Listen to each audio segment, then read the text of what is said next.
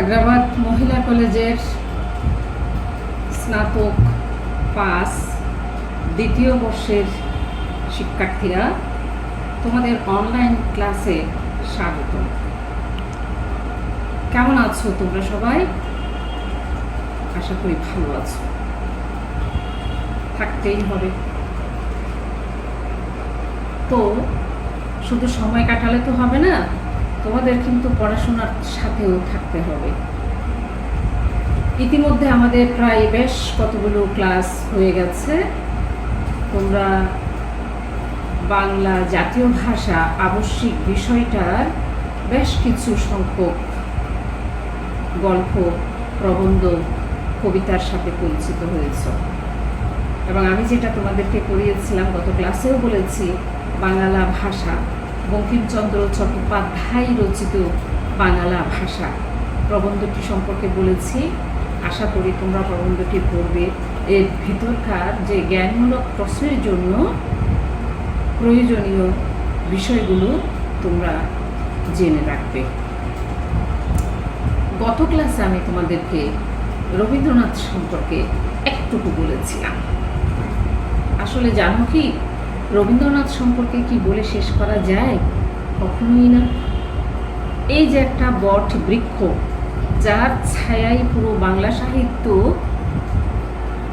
কি পেয়ে যাচ্ছে, শান্তি পেয়ে যাচ্ছে, বাংলা সাহিত্য সমৃদ্ধ হয়ে আছে, তাকে কি এত সহজে, এত অল্প সময়ে বোঝানো যায়?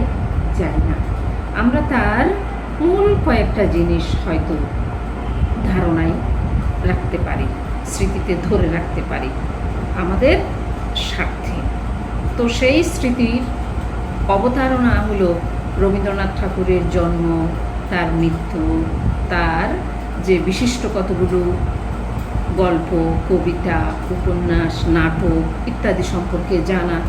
কারণ তোমরা জানো, তোমরা যখন বিভিন্ন জায়গাতে চাকরির জন্য ইন্টারভিউ দিতে যাবে, তখন কিন্তু বিশিষ্ট কবি সাহিত্যিকদের কিছু সংখ্যক রচনা সম্ভার তোমাদেরকে অবশ্যই জেনে রাখতে হবে। তো সেই সূত্রে রবীন্দ্রনাথকে আমরা কোনো ক্রমেই বাদ দিতে পারি না। সেই রবীন্দ্রনাথ ঠাকুরের একটা বিশিষ্ট কবিতা হলো ঐকতা। রবীন্দ্রনাথ ঠাকুর এমন একজন ব্যক্তি, তার রচনাবলীর মধ্যে এক একটা কবিতা কিন্তু এক একটা মাইল ফলক হয়ে আছে। এক একটা কবিতা এক এক রকমের ভাব আমাদের সামনে উপস্থাপন করে। এবং সেই কবিতার যে ভাষা, কবিতার যে বিষয়, কবিতার যে ছন্দ, এগুলোকে আমাদেরকে মাইল ফলক হিসাবে, অর্থাৎ এক একটা কবিতা এক একভাবেই আমাদের সাহিত্য জগতের, বিশেষ করে কবিতার জগতের বাঁক বা মোড় ঘুরিয়ে দেয়। প্রতিষ্ঠিত এই কবিতাগুলো এবং খ্যাত এই কবিতাগুলোর একটা হলো ঐকতা। প্রথমেই তোমাদেরকে জানতে হবে কবিতা কি বা কবিতা কাকে বলে। কবিতা একটা ব্যাপক বিষয়। তোমরা কি জানো, আমাদের পূর্বপুরুষেরা পদ্যের আকারে কথা বলতেন, কবিতার আকারে কথা বলতেন। এই কবিতাটাই বা কীভাবে জন্ম লাভ করলো? কবিতাটা কিন্তু দুঃখ থেকে, বেদনা থেকে এই কবিতার জন্ম। দুইজনের একজন যখন হারিয়ে যায়, শিকারীর করাল গ্রাসে হত হয়, নিহত হয়, আরেকজনের মনে যে দুঃখ, কষ্ট, বেদনা, তার ভিতরে যে একটা ভাব তৈরি হয়েছিল, সেই ভাবের বহিঃপ্রকাশ হল কিন্তু কবিতা। এই জন্যই বলা হয়, আমাদের দেশে দুঃখে পড়লে, বিরহে কাতর হলে কবিতা বের হয়। এবং এমনও বলা হয় যে আমাদের দেশে নাকি কবি এবং কাকের সংখ্যা সমান। কাক যেমন অগণিত, কবিতাও নাকি তেমন। কিন্তু সব কথাই কি কবিতা? আমি একটু কবিতাকে আবেগ দিয়ে প্রকাশ করলেই কি তা কবিতা হয়ে যাবে? তা কিন্তু নয়। কবিতারও কি রয়েছে? বিশেষ সংজ্ঞা রয়েছে, বিশেষ কতগুলো বৈশিষ্ট্য রয়েছে। এবং অতীতে আমাদের সমালোচকেরা, বিশ্লেষকরা নানাভাবে এই কবিতাকে সংজ্ঞায়িত করেছেন। কিন্তু সেই কবিতার যে বিষয়গুলো এক একজন কবি মানুষের এক এক ভাবনায় মূর্ত হয়ে ওঠে। এবং এই মূর্ত এবং বিমূর্ত এই দুইটা বিষয়ের একটা ঘাত প্রতিবাদ চলে। মূর্ত হয়ে ওঠাটা, বিমূর্ত ভাবকে তুলে ধরাটা, প্রকাশ করাটা কিসের মাধ্যমে? কতগুলো শব্দের মাধ্যমে। এবং শুধু শব্দ সংযোজন করলেই কবিতা হবে না, তার কি থাকতে হবে? একটা ব্যঞ্জনা থাকতে হবে, তার ভিতরের একটা আবহ তৈরি হতে হবে, তার ভিতরে স্ফুলিত থাকতে হবে, উপমা উৎপ্রেক্ষা থাকতে হবে, চিত্রকল্প তৈরি করে নিতে হবে, পাঠকের ভিতরে একটা কৌতূহল, একটা আগ্রহ, জানার যে ইচ্ছা, ওই আকুতিটা থাকতে হবে। যদি এটি না থাকে, শুধু শব্দ প্রয়োগ করে, শব্দ প্রকাশ করে আমরা কাউকেই কবিতার আবহে নিয়ে আসতে পারবো না। কারণ যে মানব সত্তা একজনের ভিতরে জন্ম লাভ করে, চেতনা বা যার ভিতরে একটা ভাব জাগ্রত হয়, সেই জাগ্রত ভাবটার পরিস্ফুটন করে তোলাটাই হলো কবিতা। এবং সেটা আরেকজনের কাছে কিন্তু সুপঠনীয় হতে হবে, গ্রহণযোগ্য হতে হবে। একজন যাই বললেন আমরা তাই তাকে কি বলবো না, কবিতা বলবো না। আমার যিনি শুনছেন, আমার যিনি শ্রোতা, তাকেও ওই ভাব প্রকাশক বা ব্যঞ্জনার যে বহিঃপ্রকাশগুলো, শব্দ সম্ভারগুলো, এগুলো কী করতে হবে? লালিত্যময় হতে হবে, এর নিজস্ব একটা গতি থাকতে হবে।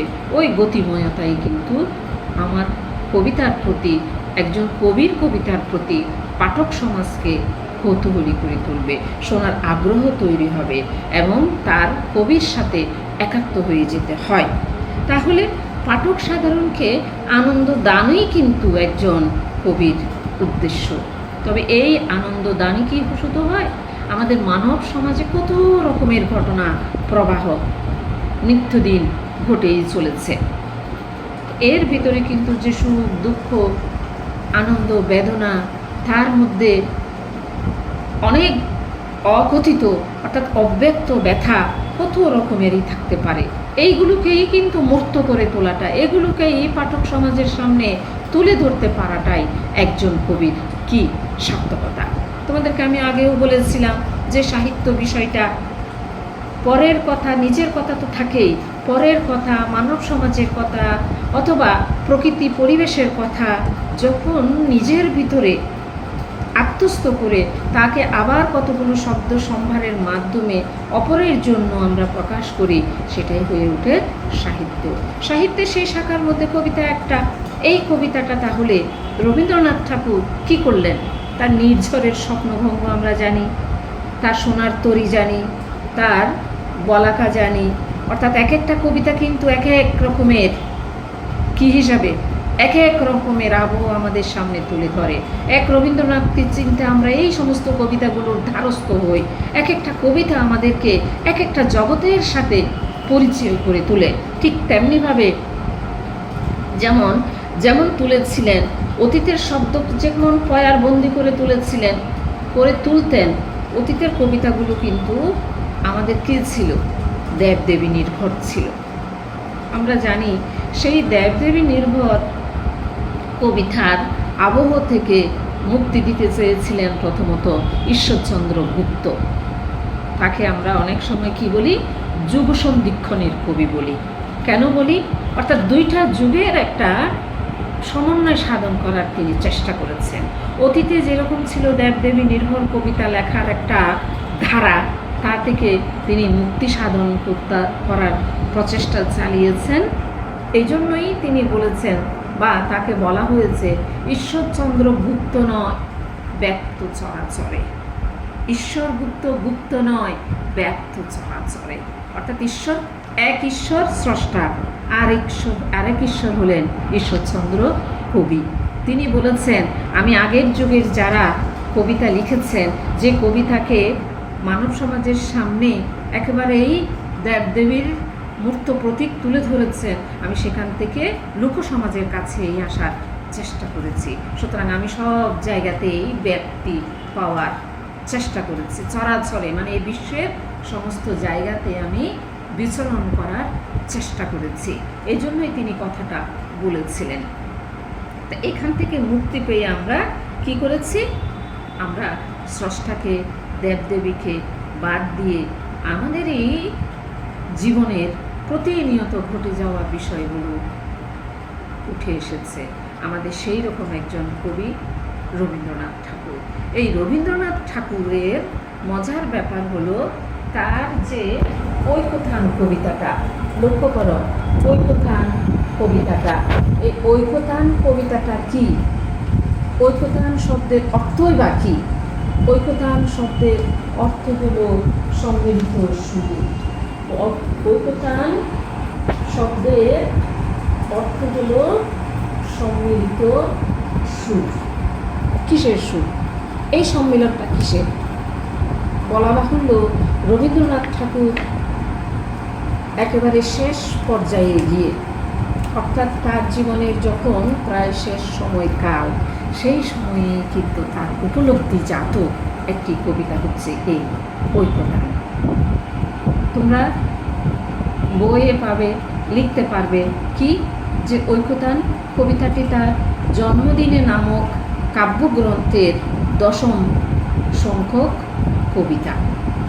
লক্ষ্য করো, জন্মদিনে নামক কাব্যগ্রন্থের 10ম সংখ্যক এই কবিতা হলো ঐকতান। বলা বাহুল্য রবীন্দ্রনাথ ঠাকুর কিন্তু একটা পরিপূর্ণ সময় পেয়েছেন। 80টা বছর তিনি জীবিত ছিলেন এবং সব দিক থেকে আমরা দেখতে পাই তিনি সফল, সাফল্যমণ্ডিত জীবন যাপন শেষে এক পর্যায়ে যখন তাকে বয়সের ভারে মজুরিত হয়েছে, তিনি যখন তার মৃত্যুসজ্জায় শায়িত, সেই সময়েও কিন্তু আমরা দেখেছি কবিতা লিখেছেন। লিখেননি, বরঞ্চ তিনি বলে গেছেন এবং তার আশেপাশে যারা ছিলেন তারা লিখে গেছেন। এই ঐকতান কবিতাটি হলো রবীন্দ্রনাথ ঠাকুরের বিশিষ্ট একটা কবিতা।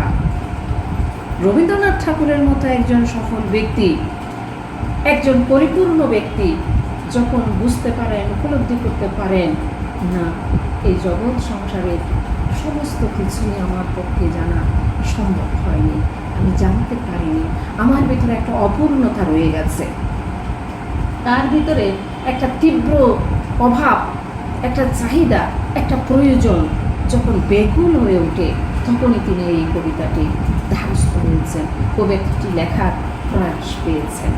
অর্থাৎ তিনি জগৎ সংসারে একেবারে শেষ পর্যায়ে এসে, আমরা জানি রবীন্দ্রনাথ ঠাকুর দেশে বিদেশে এমন কোনো জায়গা ছিল না যেখানে তিনি যাননি, এমন কোনো বিশ্বসভায় তার স্থান ছিল না যেখানে তার পদচিহ্ন পড়েনি। এই হেন একজন ব্যক্তি যদি একটা অপূর্ণতা মনের মধ্যে রেখে যান, তাহলে আমরা কি হতে পারি? আমরা তাদেরকে সেই আইনস্টাইনের মতোই বলতে হয়। আইনস্টাইন যেমন বলেছিলেন যে একজন বিজ্ঞানী, তোমরা জানো, যিনি কি করেছেন, বিজ্ঞানের যে জায়গাটাতে তার স্থান, যা তিনি আবিষ্কার করে গেছেন, সেই ব্যক্তি যখন বলেন এই বিশ্ব চলাচলের বালুকা বেলায় দাঁড়িয়ে আমি একটা মাত্র কণা হয়তো বা জানতে পেরেছি। দেখো কতটা নিজেকে বিনম্র করেছেন। এই বিনম্রভাবেই আমাদের বিশিষ্ট জনদের এক বিশাল প্রাপ্তি এবং এক বিশাল মহিমা, যেটার মাধ্যমে আমরা তাদের চারিত্রিক বৈশিষ্ট্যের প্রকাশ পাই। রবীন্দ্রনাথ ঠাকুরও তাই। রবীন্দ্রনাথ ঠাকুর এই বিশ্বের, এই পৃথিবীর একজন সর্ব জায়গায় বিচরণ করার পরে একটা পরিমণ্ডলে এসে যখন তিনি স্থিতি লাভ করলেন, সেই স্থিতি প্রাজ্ঞ ব্যক্তি মনে মনে স্বীকার করে নিচ্ছেন, প্রকাশ করছেন, বিশ্বের সমস্ত কিছু, অনেক কিছুই আমার জ্ঞাত হলো, অর্থাৎ আমি জানতে পারিনি। এই যে জানতে না পারার তীব্র আকুতি, একটা ব্যাকুলতা, একটা আকাঙ্ক্ষা, একটা চাহিদা, এটাই হলো তার ঐকতান। অর্থাৎ বিশ্বের সমগ্র কিছুর মধ্যেই তিনি একটা সুর, একটা তার তৈরি করতে চেয়েছেন, যে সুরের মাধ্যমে পৃথিবীর সমস্ত কিছুকেই তিনি বেঁধে দিবেন এবং তার মধ্য থেকেই তার যে জগৎ সংসারের নানা কিছুই আমাদের সামনে আসবে, তার মধ্যে উচ্চ শ্রেণী, মধ্যবিত্ত শ্রেণী, নিম্ন শ্রেণী, সকলকেই তিনি একই বন্ধনে আবদ্ধ করার চেষ্টা করেছেন এবং চেয়েছেন। তার ভিতরে যে আকুতিটা, সেই সব শ্রেণীর মানুষকে একই জায়গায় নিয়ে আসার যে সম্মিলিত একটা প্রয়াস, সেটা আমরা তার এই কবিতায় দেখতে পাই। তার মৃত্যুর মাত্র 4 মাস আগে তিনি যে কবিতাটা লিখেছেন, সেই কবিতাটাই কোথায় প্রকাশিত হয়েছিল?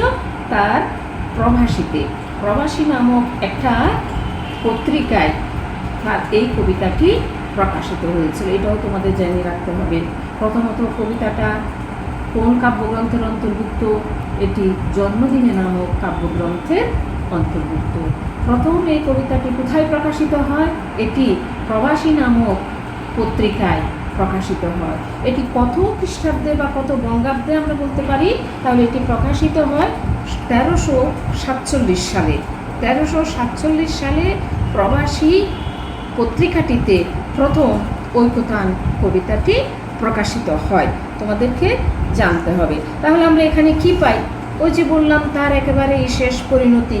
এখানে দেখা যাচ্ছে যে সে অসতির পর বয়োবৃদ্ধ ব্যক্তির আত্মসমালোচনামূলক একটি কবিতা, যেটি অপূর্ণতায় স্বতঃস্ফূর্তভাবে একটা স্বীকারোক্তি, অপূর্ণতার স্বীকারোক্তি, এবং তিনি সেটা বিনা দ্বিধায় আমাদের সামনে তুলে ধরেছেন। তার মধ্যে কোনো রকমের সন্দেহ ছিল না, তার না জানার যে একটা লজ্জাবোধ, এটা ছিল না। তিনি বিনা দ্বিধায় না জানতে পারার এই যে একটা অজানা বিষয়টাকে তিনি আমাদের সামনে তুলে ধরেছেন।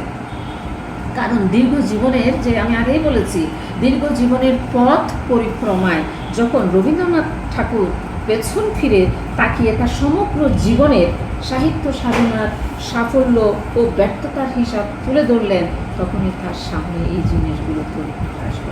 আসলে কি তা নয়? তোমরাও তাই। তোমরা যখন এক এক সময় নিজেরাই নিজেদের ভিতর একটা বিশ্লেষণের,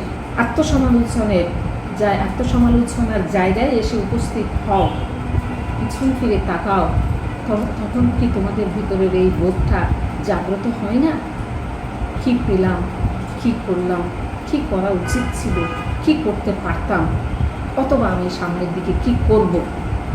এই যে একটা সমালোচনা, এই যে ভিতরে মনের ভিতরে এই বিশেষ জিনিসটাকে ঘুরপাক খাওয়ানো, এই যে স্মৃতিচারণ করা, এই যে আত্মবোধ, অর্থাৎ তোমার ভিতরের যে বোধটা জাগ্রত হবে, রবীন্দ্রনাথ ঠাকুরের ভিতর সেটা হয়েছিল, এবং তিনি বিনা দ্বিধায় সেটা স্বীকার করেছেন। এবং এই যে অপ্রাপ্তির, এত কিছু পাওয়ার পরেও কিন্তু রবীন্দ্রনাথ ঠাকুরের ভিতরে একটা অপ্রাপ্তিবোধ, অর্থাৎ তার ভিতরের একটা অভাববোধ প্রবলভাবে তাকে ছোবল মেরেছে, তাকে আঘাত করেছে। সেই আঘাতের বহিঃপ্রকাশ হলো এই কবিতা। তিনি বুঝতে পেরেছেন পৃথিবীর অনেক কিছুই তার কাছে অজানা, অনেক কিছু সম্পর্কে তিনি কি করতে পারেন নাই, অদেখা রয়ে গেছে তার কাছে। বিশ্বের এই বিশাল আয়োজনে বা বিশ্বজুড়ে যা যা কিছু রয়েছে, তিনি তার অনেক কিছুই পাননি, জানতে পারেননি, বুঝতে পারেননি। তার কাছে এই অপরাধ বোধ কবিতাটি লেখার জন্য তাকে কি জাগিয়েছে? তার ভিতরের চেতনাকে জাগ্রত করেছে। এই বেদনাবোধ না পাওয়ার, না জানার এবং সরল স্বীকারোক্তি প্রকাশ করার মধ্য দিয়ে আমরা রবীন্দ্র চরিত্রের এক মহান মহিম ব্যক্তিত্ব লক্ষ্য করি। আমি আবারও রবীন্দ্রনাথ সম্পর্কে তোমাদেরকে আরও বেশি জানার জন্য সময় দিয়ে আজকের ক্লাস এখানে শেষ করছি। কারণ রবীন্দ্রনাথকে জানতে হলে আমার এই অল্প কথায় তাকে আমি তুলে ধরতে পারবো না। তোমরা তো সেটা পাবে তার রচনাবলী পড়ে, তার সম্পর্কে নানা বিষয় তুলে ঘটনাগুলো অবগত হয়ে তার সম্পর্কে কী হবে, সমৃদ্ধ হবে। এই আশায় ব্যক্ত করছি। তোমরা সবাই ভালো থেকো।